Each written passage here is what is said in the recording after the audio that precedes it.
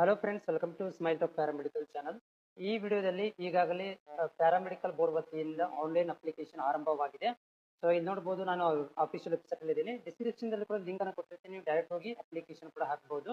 ಅದಕ್ಕಿಂತ ಮೊದಲು ಕೌನ್ಸಿಲಿಂಗಿಗೆ ಇನ್ಸ್ಟ್ರಕ್ಷನ್ ಅಂತ ಕೊಟ್ಟಿದ್ದಾರೆ, ಮೊದಲು ಓದ್ಕೋಬೇಕಾಗುತ್ತೆ ನೀಟಾಗಿ.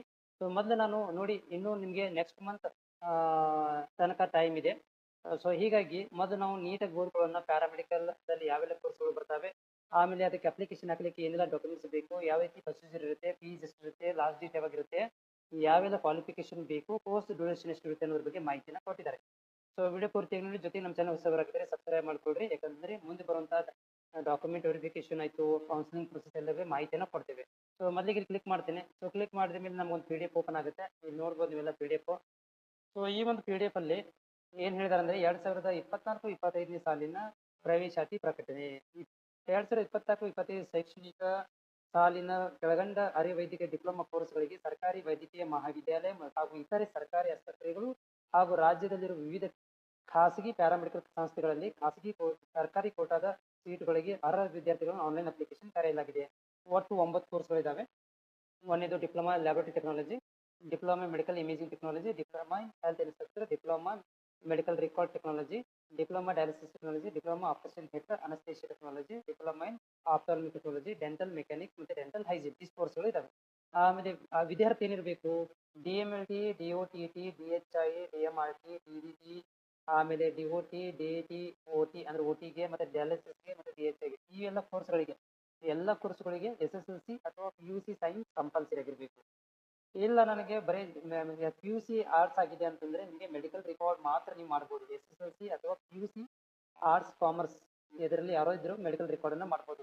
ಇಲ್ಲ ನಂದು PUC ಆಗಿದೆ ಆದ್ರೆ ಕಾಮರ್ಸ್ ಆಗಿದೆ, ನಾನು DMLT ಮಾಡ್ಬೇಕಂದ್ರೆ SSLC ಮೇಲೆ ಅಪ್ಲಿಕೇಶನ್ ಹಾಕಬೇಕು.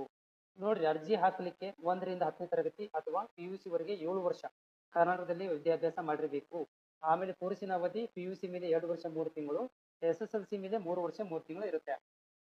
ನೆಕ್ಸ್ಟ್ ವಯೋಮಿತಿ ನೋಡ್ರಿ, 35 ವರ್ಷ ಮ್ಯಾಕ್ಸಿಮಮ್ ಇರುತ್ತೆ. ಪರಿಶಿಷ್ಟ ಜಾತಿ, ಪರಿಶಿಷ್ಟ ಪಂಗಡ ಹಾಗೂ ಸೇವಾನಿರತ ಅಭ್ಯರ್ಥಿಗಳಿಗೆ 40 ವರ್ಷ ಮೀರಿರಬಾರ್ದು ಅಂತ ಹೇಳಿದ್ದಾರೆ. ಅಂದ್ರೆ 38-39 ತನಕ ನಡೀತದೆ.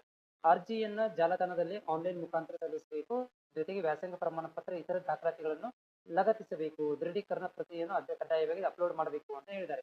ಸೊ ಫೀಸ್ ಬಗ್ಗೆ, ಸಾಮಾನ್ಯ ಅಭ್ಯರ್ಥಿಗಳಿಗೆ ಫೀಸು 400 ರೂಪಾಯಿ ಇರುತ್ತೆ. ಪರಿಶಿಷ್ಟ ಜಾತಿ, ಪರಿಶಿಷ್ಟ ಪಂಗಡ ಅಭ್ಯರ್ಥಿಗಳಿಗೆ 250 ರೂಪಾಯಿ ಇರುತ್ತೆ. ಆನ್ಲೈನ್ ಮುಖಾಂತರನೇ ಪೇಮೆಂಟ್ ಮಾಡಬೇಕು. ಅರ್ಜಿ ಹಾಕ್ಲಿಕ್ಕೆ ಕೊನೆಯ ದಿನಾಂಕ ನೋಡಬಹುದು ನೀವು, 13/6/2024ರಿಂದ 12/7/2024ರವರೆಗೆ ಅರ್ಜಿಯು ಮಂಡಳಿ ಜಾಲತಾಣದಲ್ಲಿ ಲಭ್ಯವಿರುತ್ತದೆ. ಅಂದ್ರೆ ಮುಂದಿನ ತಿಂಗಳು 12ನೇ ತಾರೀಕು ತನಕ ನೀವು ಅಪ್ಲಿಕೇಶನ್ ಅನ್ನ ಹಾಕ್ಬೋದು, ಪೇಮೆಂಟ್ ಅನ್ನು ಕೂಡ ಮಾಡ್ಬೋದು.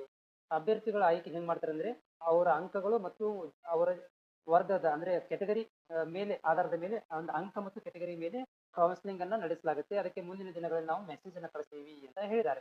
ಸೊ ನೆಕ್ಸ್ಟ್ ಇಲ್ಲಿ ಇಂಗ್ಲಿಷ್ ಅಲ್ಲಿ ಕೂಡ ಕೊಟ್ಟಿದ್ದಾರೆ ಆಸ್ ಯೂಶುವಲ್. ನೆಕ್ಸ್ಟ್ ಇಲ್ಲಿ ಏನು ಕಂಡೀಷನ್ ಅಂತಂದ್ರೆ, ಕೊಟ್ಟಿರೋ ಮಾಹಿತಿ ಅಂದ್ರೆ ಅಪ್ಲಿಕೇಶನ್ ಹಾಕ್ಬೇಕಾದ್ರೆ ಅರ್ಧಂಬರ್ಧ ಹಾಕಬಾರ್ದು, ರಿಜೆಕ್ಟ್ ಮಾಡ್ತೀವಿ. ತಪ್ಪು ಇದ್ದಲ್ಲಿ ಅದನ್ನ ಅರ್ಜಿದಾರರು ತಿದ್ದುಪಡಿ ಮಾಡ್ಕೊಳ್ಳುವಂತ ಬೋರ್ಡಿಗೆ ಇರುತ್ತದೆ. ತಿದ್ದುಪಡಿ ರದ್ದುಗೊಳಿಸುವುದು ಅಂದ್ರೆ ನಿತಪ್ಪ ಮಾಹಿತಿ ಹಾಕುವಾಗಿಲ್ಲ. ಆಮೇಲೆ ಗರಿಷ್ಠ ವಯೋಮಿತಿ ಪರಿಶಿಷ್ಟ ಜಾತಿ, ಪರಿಶಿಷ್ಟ ಪಂಗಡ 40ರಿಂದ ಇತರಿಗೆ 35 ವರ್ಷ ಮೀರಿರಬಾರ್ದು.